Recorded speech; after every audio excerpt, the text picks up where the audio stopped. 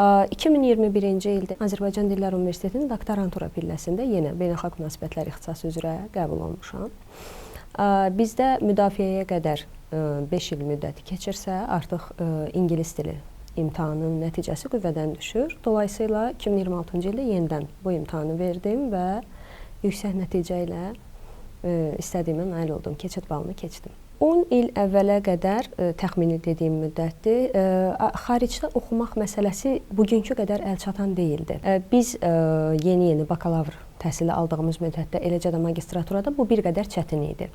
Həm də xaricdə oxumağın özünün də özünə məxsus müəyyən çətinlikləri var, mühitə öyrəşmək, ailə və s. baxımından. Ona görə daha çox ölkəmizdə təhsilə daha çox önəm verdim. Bizim dövrümüzdə artıq magistraturada sırf nəzəri biliklər öyrədilməsinə üstünlük verilirdisə, bugün magistraturada peşəkar ixtisaslaşma proqramlarına daha çox önəm verilir. Fikrimcə, bu sahədə böyük əhəmiyyəti olan faktorlardan biri odur ki, magistratura pilləsi üzrə sabah qrupları mövcuddur. İstənilən halda, mən də bəli, elə düşünürəm ki, xaricdə təhsil daha çox praktiki bacarıqların təkmilləşdirilməsinə yönəlir və orada artıq nəinki praktiki, eləcə də analitik təfəkkürün formalaşması, tənqidi düşüncə tərzinin təkmilləşdirilməsi gənclərə imkan yaradır ki, onlar geriyə ölkəmizə qaydanda belə deyək, yüksək ixtisaslı peşəkarlar kimi müəyyən bir sahə üzrə özlərini göstərsinlər. Mən 2021-ci ildə doktoranturaya qəbul imtahanından öncə ümumiyyətlə bu imtahanlarda iştirakıma mənim ən böyük motivasiyam bakalavr və magistraturanı fərqlənməklə bitirmişdim və fikirləşdim ki, bunun ardı gəlməlidir. Mütləq şəkildə mən elmi fəaliyyətimi davam etdirməliyəm.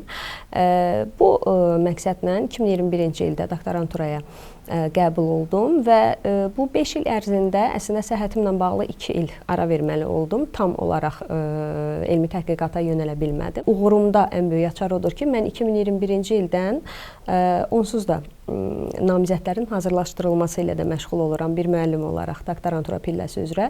Daimi olaraq bu işin içindəyəm deyə mənə böyük bir çətinlik törətmədi bu balı toplamaq və ölkə birincisi olmaq. Bugünkü gündə ingilis dili namizədlər üçün ciddi bir əngəldir. Xüsusilə müəyyən bir yaşdan yuxarı olan namizədlər üçün.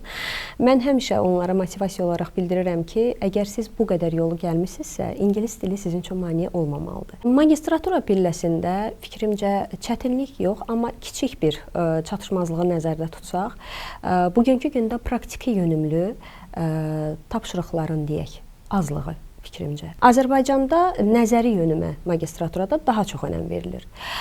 Doktorantura ilə bağlı isə fikrimcə fundamental təhqiqat yönümündə bizdə biraz çatışmazlıq var. Çünki elmi metodologiya verilir namizədlərə, lakin müəyyən bir işə başlamaq istəyən namizəd hələ ki bilmir o dissertasiyanı necə yazmalıdır. Elmi rəhbər ona yön verir.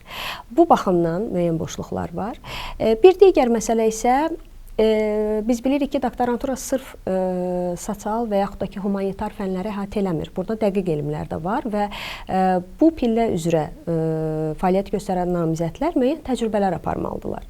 Həmin təcrübələrin də müəyyən bir maliyyə yükü var və bu baxımdan fikirləşirəm ki, kommersiyalaşdırılma daha geniş vüsət almalıdır. Sənaye universitetlər arası əməkdaşlıq, inteqrasiya bu baxımdan daha da təkmilləşdirilsə, namizədlər üçün bu tip təcrübələrin aparılması daha asan olar. Doktorantura pilləsinə qəbul üçün fəlsəfə imtahanının nə dərəcədə vacib olduğu məndə şübhə doğurur. Çünki fəlsəfə imtahanı başlı başına uzun bir prosesdir və ona hazırlaşmaq da, yəni mən namizədlər tanıyıram ki, ingilis dili imtahanından keçir, amma fəlsəfə imtahanından qeyri-məqbul alır. Mən fikirləşirəm ki, Azərbaycan reallıqları çərçivəsində magistratura imtahanlarının strukturu kifayət qədər uyğundur.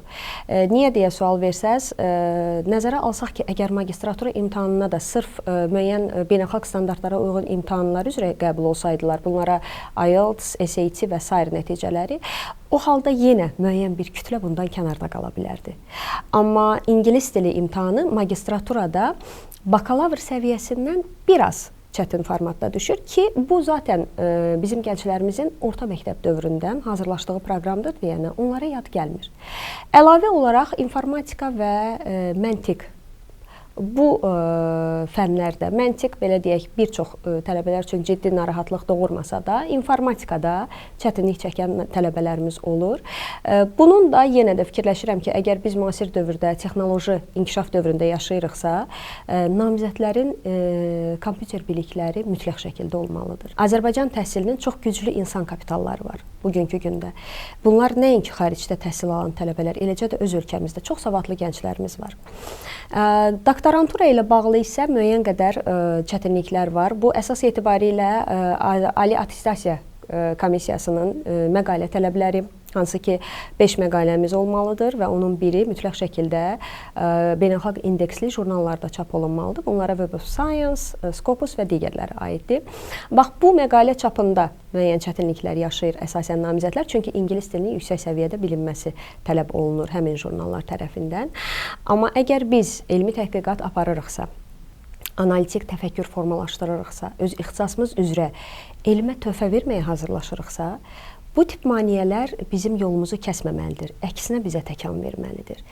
Hər hansı bir namizəd xaricdə məqaləsi ilə hər hansı bir xarici alimin, beynəlxalq alimlərin diqqətini cəlb edibsə, bu artıq uğurdur. Deməli, onlara istinad varsa, deməli onlar var. Bu baxımdan təhsil almaq, təhsili davam etdirmək, bir çox məsələn namizədlər var ki, doktorantura təhsili hələ də yekunlaşmayıb. Qanuni müddət 3 il olsa da müdafiə prosesi olmayıb. Və onların o qədər dəyərli elmi işləri var ki, bu baxımdan həmin elmi işlərin davam etdirilməsi, onların araşdırmalarının daha da təkmilləşdirilməsi onlar üçün prioritet olmalıdır. İstər qısa, istər uzun perspektivdə hər bir halda bu yola daxil olan insanlar yekunlaşdırmalıdır deyə düşünürəm.